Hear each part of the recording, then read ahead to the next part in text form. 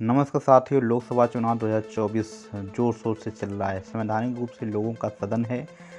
भारत की द्विसदनीय संसद निचला सदन है और ऊपरी सदन राज्यसभा है। लोकसभा के सदस्यों को उनके संबंधित निर्वाचित क्षेत्रों का प्रतिनिधित्व करने के लिए वैश्विक सार्वभौमिक मताधिकार और फर्स्ट पास्ट द पोस्ट प्रणाली द्वारा चुना जाता है और वे 5 साल तक या राष्ट्रपति की सलाह पर निकाय को भंग किए जाने तक अपनी सीटों पर बने रहते हैं। मंत्रिपरिषद सदन की बैठक संसद भवन नई दिल्ली के लोकसभा कक्ष में होती है।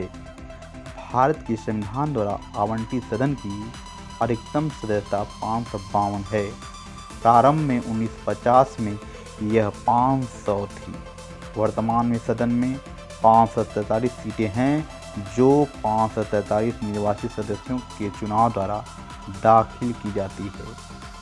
1952 और 2020 के बीच एंग्लो इंडियन समुदाय के 2 अतिरिक्त सदस्यों को भी भारत सरकार की सलाह पर भारत के राष्ट्रपति द्वारा नामित किया गया था, जिसे जनवरी 2020 में 104वें संवैधानिक संशोधन अधिनियम 2019 द्वारा समाप्त कर दिया गया था। नई संसद में लोकसभा के लिए बैठने की क्षमता 888 यानी 888 है। आइए समझते हैं भारत की बढ़ती आर्थिक खाई का मुद्दा चुनाव से कितना संबंध, कितना गहरा और कितना तनावपूर्ण रहा है। प्रजातंत्र के मूल सिद्धांतों में से एक ऐसी अर्थनीति जिससे आर्थिक विकास का लाभ सबको समान रूप से मिले। अगर 1% लोगों के पास देश की 40.1% संपत्ति और 22.6% आय हो, यह खाई लगातार बढ़ रही हो, क्या सरकार पर उसकी आर्थिक नीतियों को बदलने का जन दबाव नहीं होना चाहिए? आर्थिक असमानता खत्म करना जनमत हासिल करने की पूर्व शर्त होनी चाहिए और अपरिहार्य भी। सरकार की नीति ऐसी होनी चाहिए कि शिक्षा, स्वास्थ्य और कौशल विकास के लिए टेक्नोलॉजी जल्द से जल्द नीचे के वर्ग तक पहुंचने तक पूंजी की भूमिका न्यूनतम रहे।